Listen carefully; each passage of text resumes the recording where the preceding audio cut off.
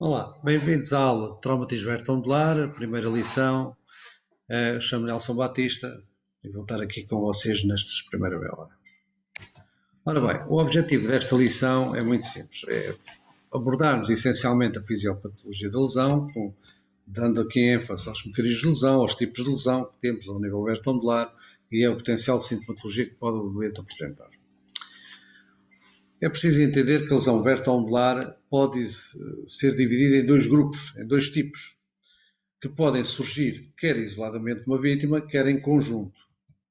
Um deles é a lesão dos corpos vertebrais, ou seja, normalmente traduz-se na fratura, na luxação dos corpos vertebrais, em que não tem que haver obrigatoriamente compromisso medular. E outra é a lesão medular, que pode estar associada ou não à fratura dos corpos vertebrais. Portanto, é bom que tenhamos essa percepção.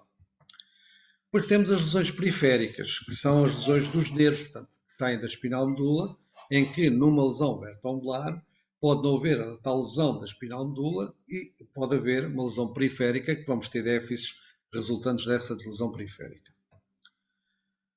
Portanto, a nossa coluna vertebral, composta por três regiões, cervical, dorsal, lombar e sacrococcígeo, portanto, o sacro e o cóccix, é composta por cada estrutura por vários números de vértebras. O que é importante aqui percebermos é duas coisas. Uma é, quanto mais próxima for a coluna vertebral do crânio, mais finas são as vértebras, o que lhes confere maior fragilidade. E a nossa preocupação com a região cervical.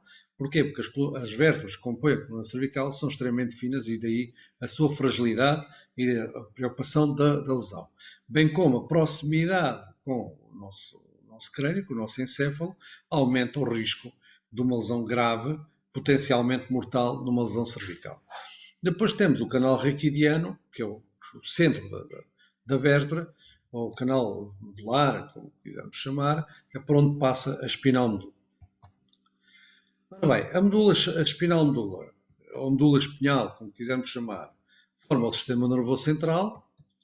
Ela é responsável por manter a relação com os diversos sistemas, órgãos que nós temos, e é ela que estabelece a comunicação bidirecional entre toda a componente nervosa desses órgãos, desses sistemas, desses tecidos, com o nosso sistema nervoso central, e é através disto que tudo se relaciona, inclusive o nosso sistema autónomo, ou seja, o chamado sistema nervostativo, parasimpático e simpático, tem uma relação direta com a espinal medula e através disso é que se faz a autorregulação. É constituído essencialmente por este tipo de substância, como é o nosso encéfalo. Substância branca, essencialmente, são axónios, e a substância cinzenta, essencialmente formada pelos neurónios.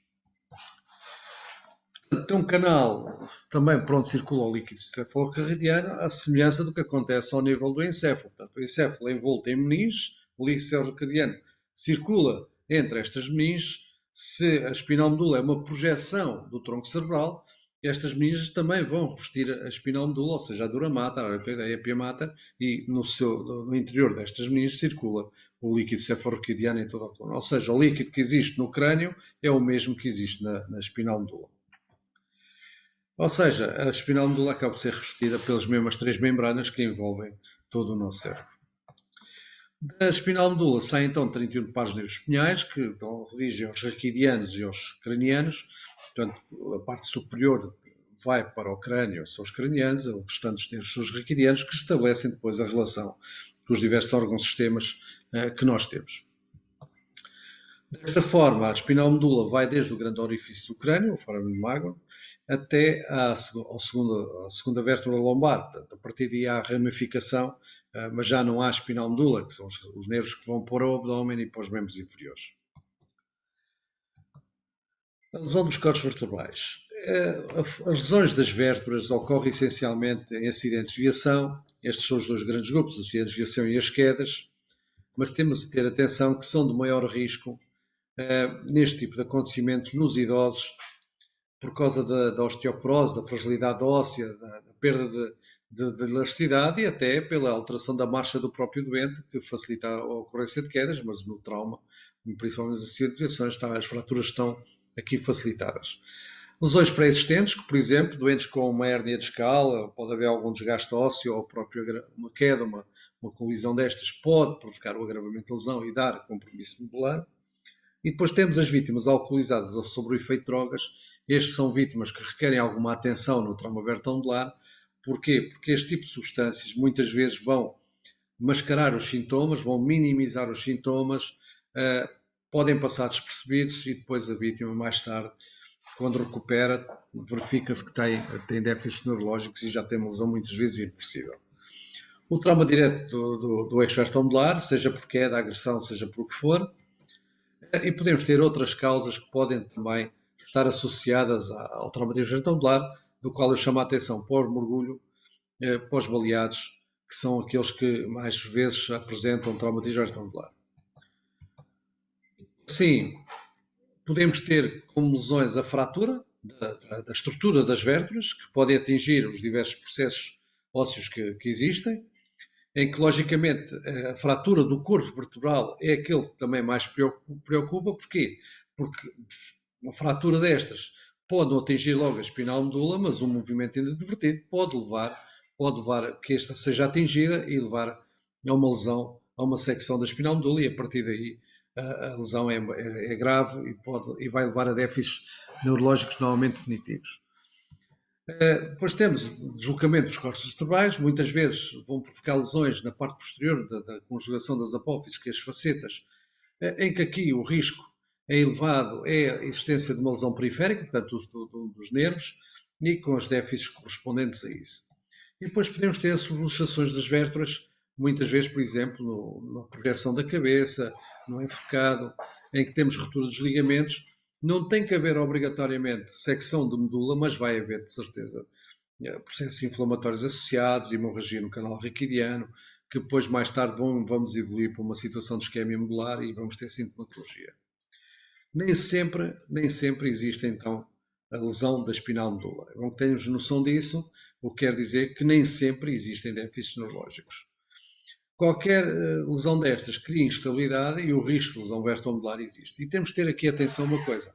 Nós só vamos conseguir saber que tipo de lesão é que existe em ambiente hospitalar.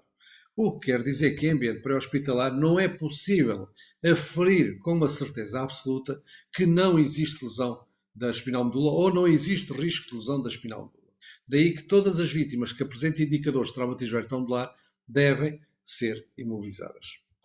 Portanto, como eu disse, além disto, principalmente quando ocorre movimentos exuberantes da própria coluna vertebral, ou estiramentos, ou luxações, podemos ter lesões das artérias vertebrais e que vão causar hematomas do canal raquidiano e que podem até reduzir, comprometer a circulação sanguínea à própria espinal medula, e depois vamos ter isquemia e mais tarde vamos ter lesão, vamos ter sintomatologia, déficits neurológicos. Assim, a lesão dos corpos vertebrais está muito associada aos acidentes de viação, por isso é importante, nestes casos, ter atenção à velocidade. Qualquer embate superior a 50 km/h aumenta o risco deste tipo de acontecimentos. Não quer dizer que em embates a menores velocidades estes também não possam ocorrer. Portanto, o que é que vamos ter então? Movimentos de aceleração e desaceleração, projeção essencialmente da cabeça, em que vão provocar flexão ou extensão anormal da cabeça, com lesão cervical associada, entre outras. A projeção da cabeça, principalmente em embates superiores a 50 km/h e principalmente em crianças ou lactentes, nas cadeiras de contenção ou no ovo, no sistema de contenção da criança, em que este mantém a criança contida na cadeira no próprio sistema, mas não evita a projeção da cabeça. Se nós estamos a falar de uma criança em que a estrutura óssea, as partes ligamentares são mais frágeis, a ocorrência de estiramento é maior e o risco de lesão por decapitação interna aumenta substancialmente. Na ausência de cinto, a compressão, ou seja, a colisão da cabeça contra o para-brisas, normalmente provoca fratura da base do crânio e fratura cervical. Portanto, daí que ser também uma situação bastante grave e a considerar. Não esquecer que quando nós temos intrusão do habitáculo numa colisão automóvel, devemos ponderar a lesão pélvica, e a própria lesão pélvica também vai provocar a lesão sarcococcígea lombar em muitos casos.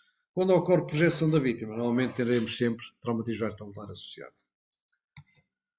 Nos atropelamentos, vamos ter a lesão de contacto, portanto, ou seja, do embate, e depois podemos ter projeção dependente da velocidade do veículo. Portanto, quando temos lesão de contacto, normalmente temos rotação da vítima e muitas vezes podemos ter lesão lombar, na maior parte dos casos, resultante deste embate lateral, não podemos despistar a potencial de lesão cervical também.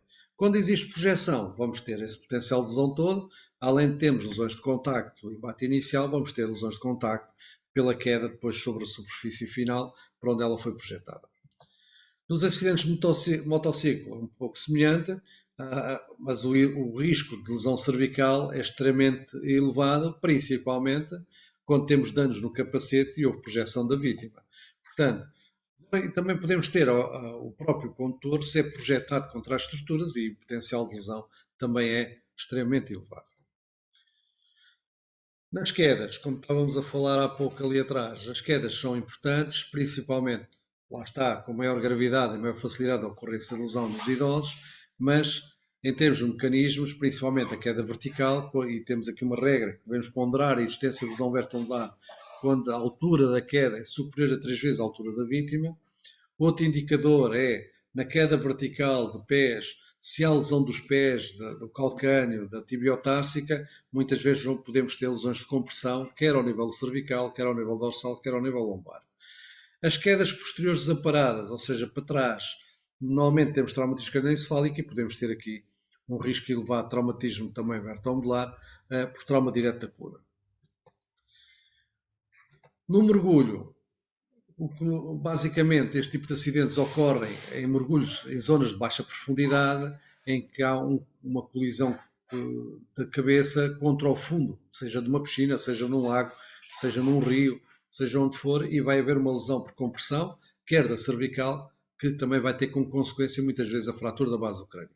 Portanto, porquê? Porque a cabeça ao bater no fundo, ou seja, todas estas estruturas são comprimidas porque o peso do corpo da vítima vai comprimir a própria cervical contra o crânio e daí haver o risco deste tipo de lesão.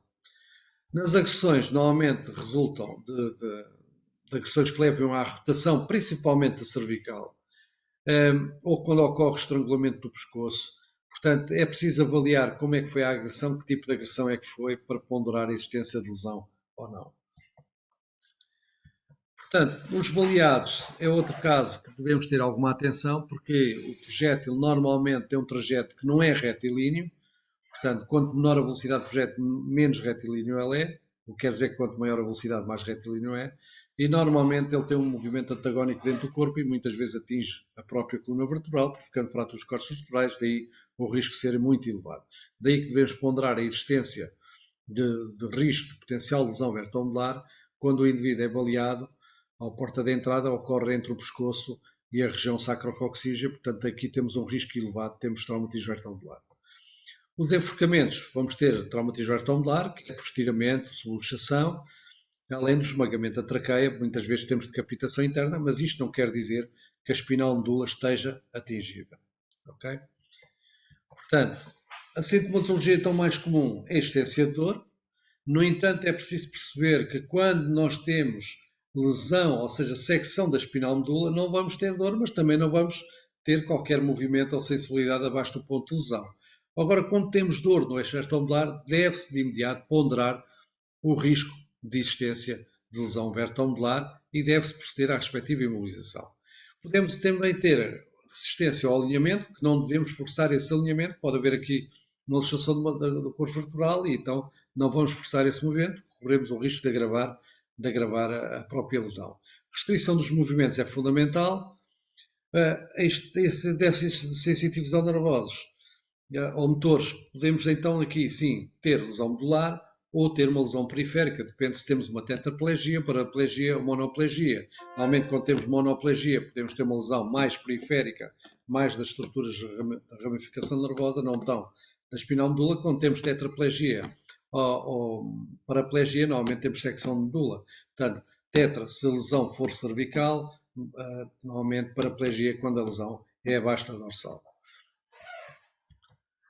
Normalmente existem lesões vertebrais instáveis, portanto, na maior parte dos acontecimentos em que existe lesão do eixo vertebral, quer é resultado de fratura pré-existente ou ruptura de ligamentos, daí que, como lá está, voltando a reforçar aquilo que disse anteriormente, nós não conseguimos aferir com uma certeza absoluta e ambiente pré-hospitalar que o doente tem esta ou tem aquela lesão. Portanto, isso não é possível. Daí que temos que abordar o doente considerando sempre quais são os resultados da avaliação, principalmente o exame físico. Portanto, podemos ter desde compressão da medula espinal, compromisso vascular da própria medula espinal, depois vamos ter isquémia mais à frente, e então aí é que vão surgir os déficits. Normalmente não existe dor quando temos déficit, ou seja, secção da espinal medula, não é? Mas na maior parte das situações podemos ter dor e não existir déficits neurológicos, e isto pode ser um indicador fiável que temos um risco elevado de ter um traumatismo da coluna vertebral, apesar de não haver compromisso medular, mas uma instabilidade no corpo vertebral pode facilmente provocar uma lesão da espinal medula ou uma lesão da componente periférica nervosa que ali existe. Qualquer movimento na avaliação ou remoção ao transporte pode agravar uma lesão. Daí que, sempre que eu tenho que fazer qualquer ação sobre o doente, eu devo garantir a restrição dos movimentos da coluna, ou seja, através da imobilização. Portanto, a medula espinhal ou espinal medula é a estrutura frágil e falciforme que passa no canal raquidiano, que vai desde da base do crânio até à segunda vértebra lombar e depois daí as ramificações, como eu disse, para o abdômen e para a parte inferior. É constituída por nervos que transportam esta informação dos sistemas, dos órgãos, quer de para os próprios sistemas, portanto, ou seja, estabelece a relação em todo o funcionamento do nosso organismo e do nosso cérebro, permitindo que este faça aquilo que é a sua função, que é controle e funcionamento de toda a estrutura orgânica. As fraturas dos ossos da coluna podem lesionar a medula espinhal, sem dúvida nenhuma, ou as raízes dos nervos, ou seja, dos tais nervos raquidianos e radianos, e podemos ter déficits variáveis consoante o tipo de lesão que nós temos. Uma lesão cervical normalmente leva sempre a uma lesão potencialmente grave, porque o risco de morte é extremamente elevado. As lesões da medula espinhal causam, então, dano ou disfunção nervosa de várias formas, quando temos lesão da própria espinal medula, não é? Podemos ter choque, principalmente em lesões cervicais altas, porque há uma perda de autorregulação abaixo da lesão, o que quer dizer que vamos ter um doente que muitas vezes vai se apresentar hipotenso, mas bradicárdico. E porquê? Porque como não há autorregulação da função cardíaca, o coração vai ter o seu movimento intrínseco e vai bradicarizar normalmente para os 40, 60, podendo ser menos em alguns casos. Podemos também ter uma lesão progressiva, em que a sintomatologia não surge logo, vai surgindo ao longo de algum tempo, que ocorre essencialmente quando nós temos uma agressão da espinal medula, não há secção da mesma, mas ela desencadeia um processo inflamatório dentro do canal raquidiano e os sintomas vão progressivamente surgir conforme a compressão sobre a espinal medula vai existindo, bem como se houver um hematoma, o processo é semelhante. Assim, podemos ter alteração da sensibilidade, e aí normalmente o doente pode apresentar parestesias. Podemos ter alteração da mobilidade, normalmente tetraparaplegia, quando temos secção de medula, monoplegia, normalmente quando temos uma lesão mais periférica ou mais superficial da espinal medula. Podemos não ter nada disto e ter só dor, como podemos, quando temos secção de medula, temos ter ausência de dor abaixo daquele ponto e acabou. Portanto, o doente ali não sente nada abaixo da lesão e aqui comprova-se que temos secção de medula ou temos um compromisso grave da espinal medula, lá está, vai ter depois perda da regulação abaixo deste ponto, o que vai dar alteração dos sintomas, principalmente os sintomas de choque, que nos podem enganar. Um choque medular, quando temos lesão da espinal medula ao nível cervical, nós vamos ter ausências de alteração da pele, ou seja, a pele não vai alterar em termos de cor, umidade e temperatura, mesmo que exista hipovolemia. Portanto, é bom que tenham noção. E o doente, em vez de se apresentar taquicárdio como mecanismo compensatório, vai se apresentar bradicárdio e hipotenso. Porquê? Porque o próprio coração não tem a sua autorregulação, não recebe essa informação e vai para o seu batimento intrínseco, que será na casa dos 40, 60, podendo até ser menos. No síndrome medular, o doente inicialmente pode só apresentar dor ou inchaço medular, por processo inflamatório, por hematoma, vai havendo uma compressão progressiva da espinal medula e mais durante algum tempo, passando algum tempo, é que ele vai começando a apresentar déficits sensitivos, depois déficits motores, portanto, não tem que logo no imediato surgir. De qualquer das formas, nestes casos, qualquer movimento que o doente produza, logicamente vai acelerar o processo de lesão e os sintomas vão surgir muito mais rapidamente, o que se deve evitar. Portanto, não havendo sintomatologia inicial, podemos ter que avaliar o dente com muito mais cuidado e não se esqueçam que só devemos despistar a existência de potencial de lesão se ao exame físico não existir indicadores, ou seja, principalmente dor. Não é perguntar ao doente se dói ou não dói, é palpar a região e se não houver queixa, ou seja, não houver dor, não houver déficit, não houver nada que me indique um potencial de lesão, logicamente não deve considerar a existência de lesão vertebral, mas na existência, basta a existência de dor, já devemos considerar a existência de lesão vertebral, com o risco, lá está, o nosso problema pode não haver lesão medular, mas pode haver lesão dos corpos vertebrais que, num movimento inadvertido, podem provocar lesão medular. Portanto, é necessário ter atenção que no choque medular, que a maior parte das vezes por lesão cervical, vamos ter a ausência dos sinais tradicionais de choques, das chamadas sinais precoces de choques, a polidez, a sudorese, não vai surgir, mesmo que o doente tenha uma hemorragia interna associada. Portanto, os mecanismos de autorregulação não vão funcionar. A lesão cervical é a mais comum, é a estrutura mais frágil do nosso corpo, tem um maior risco de morte, daí que na abordagem ao doente devemos sempre adotar medidas de proteção da região cervical. Sempre que então estejam perante colisões a alta velocidade, quedas superiores a 3 vezes a altura da vítima, atropelamentos, acidentes de motociclo, projeções da vítima ou outros que vocês levem a ponderar a existência de um potencial lesão vertebral, deve-se fazer sempre a imobilização da vítima com segurança, portanto, para que não haja o risco de agravamento deste tipo de lesão, principalmente não haja lesão da espinal medula no transporte, na remoção, no transporte desta vítima à unidade hospitalar.